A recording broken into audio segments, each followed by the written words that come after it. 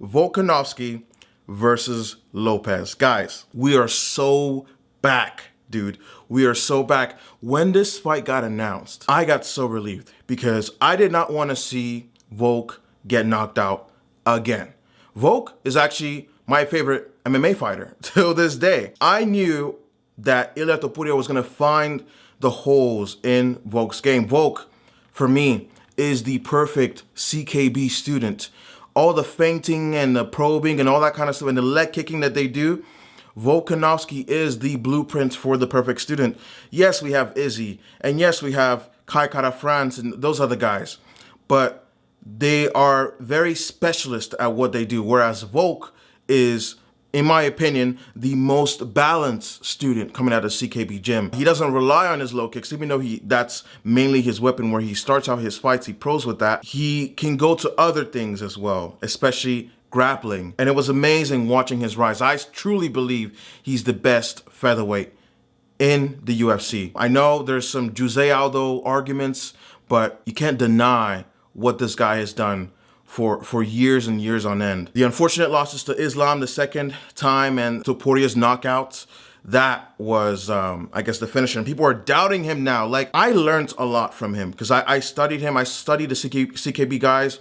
I studied most of these fighters, but I learned the most from Volkanovski because we have, I guess, similar height and similar like build. I'm obviously more fatter than him, but I learned how to feint and the low kicks and all that kind of stuff. I learned that from him. One thing I did not like was how forced the Topuria fight, the Topuria rematch felt. Next, turn around. Turn around, Ilya. I want to hug both of them. I want to hug both of them. They had Volk come in the cage after the Max win and do the little face-off thing. I just wasn't with it. I did not want to see that fight. I don't want to see Volkanovski get knocked out again. So hearing that Topuria wants to chase bigger things in the lightweight division, which I'll probably make a separate video about, that relieved me. And hearing that Volkanovski is going against Diego Lopes, that increased the chances right there. Volkanovski right now is a minus 148 favorite. This should be a no-brainer. I want to touch on Diego Lopes really quick. Diego Lopes makes this fight interesting because even though he's the least experienced fighter in this fight, and Volk has had a longer run and has the more skills, Diego Lopes has a hunger to him. And that is something that I truly think needs to be studied. A fighter's hunger. Once you're a champion and you lose your belt, Kamaru Usman talks about this, where you lose your belt, you kind of relax a little bit, you know? You're like, okay, I've been there, I've done that. Versus someone who came from a very challenging childhood or, you know, went through difficulties and has never tasted the belt. That hunger is there. And they want to win. They want to break your face. They want to kill you right there in the octagon if they wanted to. And that's what I think makes Diego Lopes very interesting in this matchup. Did you guys see that clip of Diego Lopes hitting the pads? Look at the tenacity in which he's throwing those punches. Just the sheer fact, if this was my opponent, I'd be fucking scared. Look at how hard he's hitting these pads. Big, meaty hooks, as Lucas Tracy would say. Like I said, that hunger, it's an element that I truly think needs to be studied. Because once you become champion, you've been there, done that. You understand what it looks like when you have brand deals, sponsorships, championship money, pay-per-view money. And you lose that, you're kind of like, I've done that before. I could just go here and show these new folks how it's done or whatever. You don't have the tenacity to kill anymore. You don't have the tenacity to KO people. And Volk doesn't really knock people out like that. He kind of just breaks them down or TKOs them.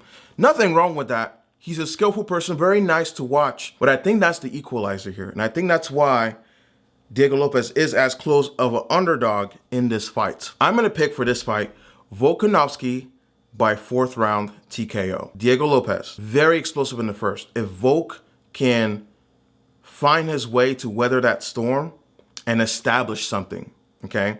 Establish something. I really mean that. Establish something.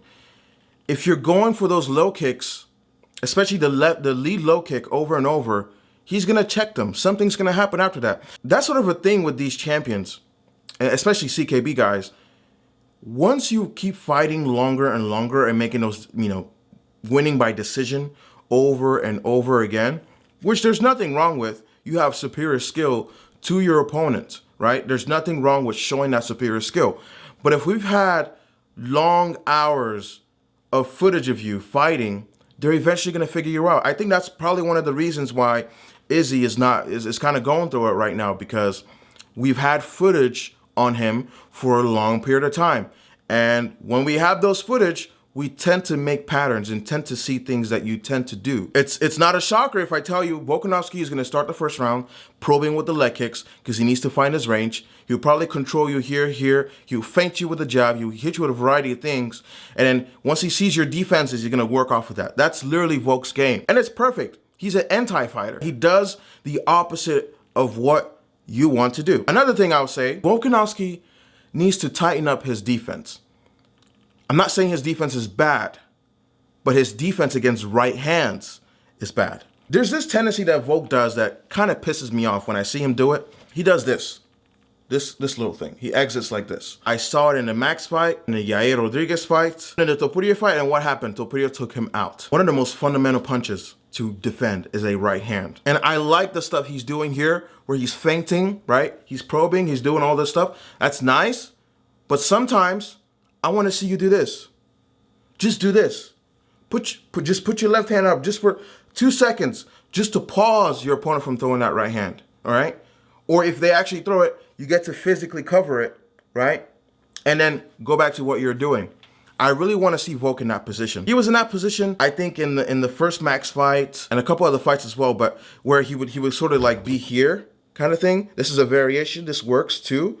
But I would rather take this than this any day, because you can see there's a lot more openings in this area right here. I think if Volkanovski establishes that position early on in the fight, then the fight will go longer. If he doesn't do that, then Diego Lopes will probably KO him in the second round. I'm just being honest. That's how much I've studied the guy. I'm still gonna stay with my pick, Volkanovski by 4th round TKO finish.